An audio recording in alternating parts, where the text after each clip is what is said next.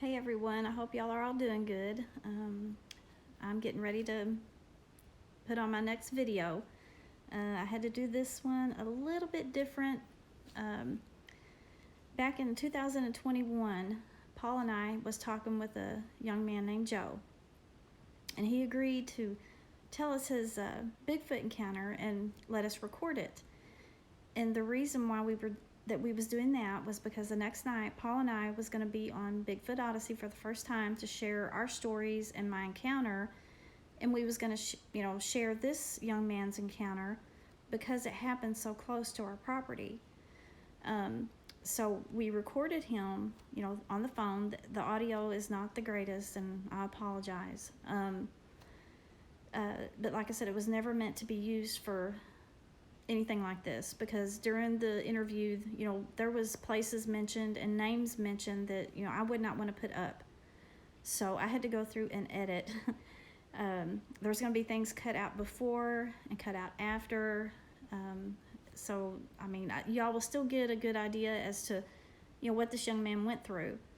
But, my editing skills is not the greatest. So, anyways, like I said, I think you all still get a good idea as to what he went through. And, and Joe, I was hoping to be able to sit back down with him and either do another phone interview or even, sit with him. But he is in the military, and right now he is overseas on a ship. So that, kind of made that impossible. But he did tell me, that I could take this video and use it and, edit out whatever I had to. So, that's what I tried to do. But anyways, I'm going to quit talking and get on with this. Off to the right. Yeah. We kept going to the left and down towards some more wooded area. Uh-huh. And I remember, I always kind of felt a little odd about that area because my best friend's dad at the time, he used to tell me stories about how he would see hairy men out there, and really? his brother-in-law had seen hairy men out there as well, and they would see beds crafted out of twigs, the twigs would be twisted together to form a perfect little housing area. Really? And they would be they would usually surround it around a couple big trees, the ones that they showed me when I got there. Mm-hmm. This was also the time that they showed me this. It was when I was about 9 or 10 years old. It was a lot younger than at the time of this. Mm-hmm. But showed me like a couple of the bedding areas there, and like kind of described them to me. And when we got there that day with Dad, I remembered seeing that same exact bedding area kind of design. But it was right there next to the water off to the right.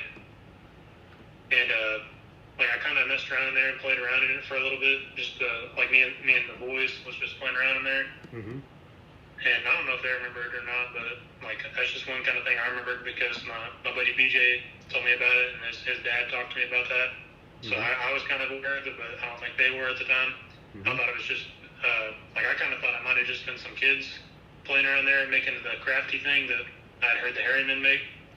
So I didn't think too much about it at first. So we just kind of went around fishing again, and Dad had I think he had just cooked something, like some hamburgers or something. So we kind of went back up from the water from playing around and was getting some food. And I remember I was upset because Josh and them was out fishing me, and I wanted to get back down to the water real quick and try and catch another fish because I hadn't caught one in a while. And I made my way back out to this, there's a log formation out in the middle of the river and it's about 20, 30 feet down from everybody else and about 50 feet out towards the water almost. So like, but you can wade out there. It's not too deep.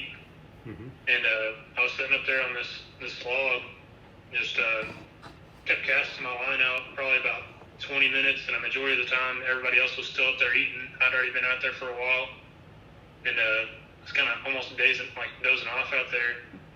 And I kept seeing this like really, really shiny thing out of the corner of my eye down the river a little bit. It was so bright, like a really pretty glint. And I thought it was the water for like the longest time. But then I was like, okay, that's blondish brown. Water's not blondish brown. So I kind of like just kind of looked up real quick, didn't even pay much attention at first. And I thought I seen like just this really big like tree at the water. Is what I kind of thought it was at first, because I hadn't really paid much attention to that side of the river before. And kind of looked back at fishing for a second, and then I looked back over again really fast because I noticed it was moving like it was dipping down on its hands and knees. And when I looked back over, it was dipping its face towards the river, getting a drink.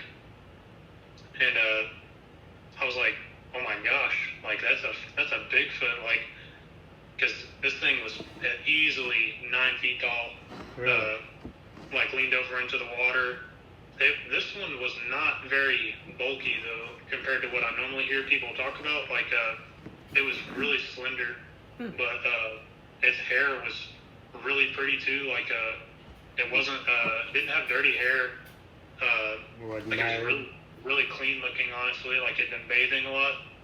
See, and that's what this one that I saw. The hair on it was real. It wasn't all matted and stuff. It was real clean looking. It was really nice brown hair, like a woman's hair, but like all over its body pretty much. And I just remembered seeing its hand stretched out towards the water, like scooping the water towards its face.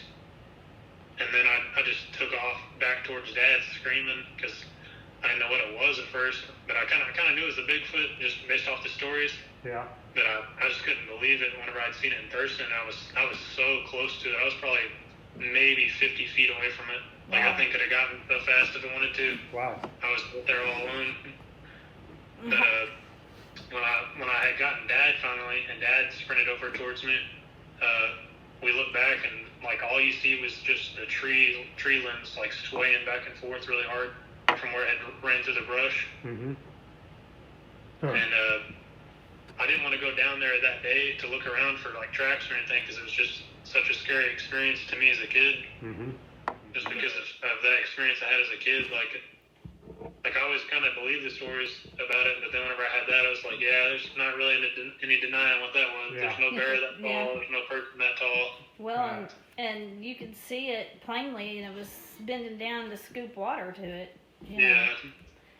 Did it get on all fours to go down to the river, or was it just? Yeah, whenever it first dipped down, like it was kind of shuffling down to the bank, so that's the reason why I didn't really notice it at first. It was kind of scooting up to the water, and I guess it was moving really slow at first because that's how I didn't really realize it.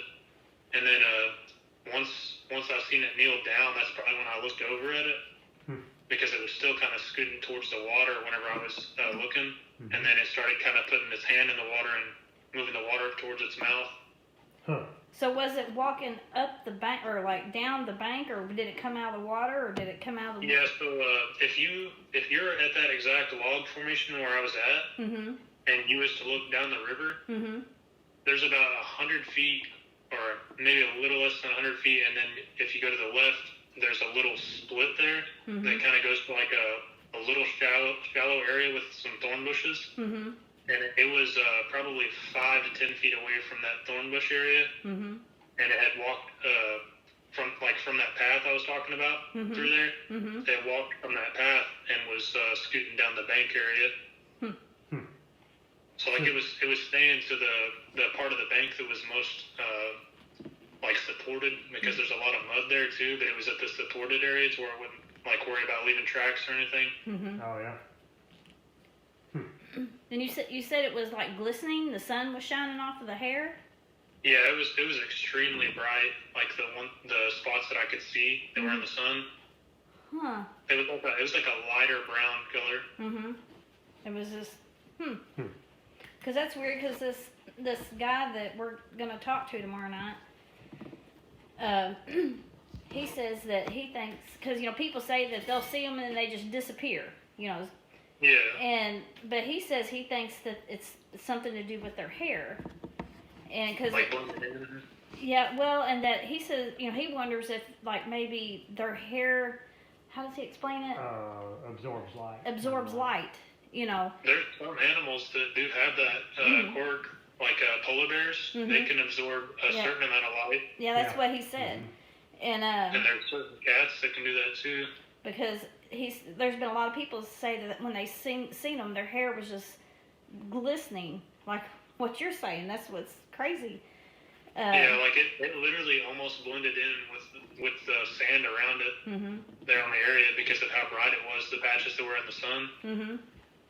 His dad, they used to camp out there a lot, and they would just take their truck and they would park their truck out there and sleep in the bed of the truck, essentially, had like the tin cap on it and the glass windows. And one time when we stayed out there, something had shook our truck, like it shook the truck whenever we were sleeping.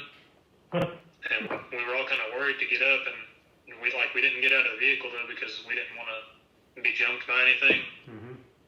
And they said that stuff like that happened to them all the time when they go out there to camp. Like they'd have stuff looking in the windows at them of their vehicle when they were sleeping, or like they'd get up at night and or they get up and find their campsite messed with. That's not very far through here. No. There is it? No, it's actually a really close to where I live, if I'm not mistaken. What looks like a nest down here on beside the house. It's We can small. send you a picture of it. Yeah, I'll send you a Yeah, picture of it. if it's anything like what I've seen as a kid, it could very well be one of their beds. Like they had a really specific pattern, the ones that I used to see. Well, this right here. I've seen a couple of them too in different areas throughout there. Well, this right here is down by the creek. It's down the creek a little ways, and it's made out of all thorn bushes, pretty much. But then you can see, look like limbs that have been shoved in there. But, Yeah, that's pretty similar to what it looked like when I was a kid. And these thorn bushes were taken and bent over, and it looks like a cave, like that you crawl in. Yeah, exactly. Are you serious? Yeah, Oh my and God. a lot of the times they would lay stuff over the top of it, like not a whole bunch of things over the top, but just like a few things in different areas. I don't know exactly what the idea behind it was for them. Well, we wondered, as small as this one is, if maybe they hid a baby out in there or something, you know. Because- Could be. Because the opening is only about 2 foot, but then when you get inside, it opens up maybe to 3 foot. It's not real big. Well, I hope you can make sense out of my slicing and dicing. Maybe one of these days I'll be able to have another phone call with Joe or a sit down and we can get through it smoothly. But I wanted to thank him for allowing me to do this, and and I also wanted to share with everyone that Joe did tell Paul and me, how this had affected him. When he was little, he always, he loved to be outside. He loved to go hunting and fishing. But then after his encounter, he said it really changed him. He said he didn't go hunting and fishing anymore. He was more of a homebody. But, he grew up to be a wonderful young man who is now serving our country. And Joe, I just want to say thank you and how much I appreciate you. And I also wanted to ask everyone, who prays, that to pray for our military and for our police officers, because I think that's very important. And I wanted to remind everyone that, if you're out and about, to please be mindful of your surroundings, pay attention, be safe, watch the kiddos, and I hope everyone likes this. I hope that you will like and subscribe, and just take care of yourself, and God bless.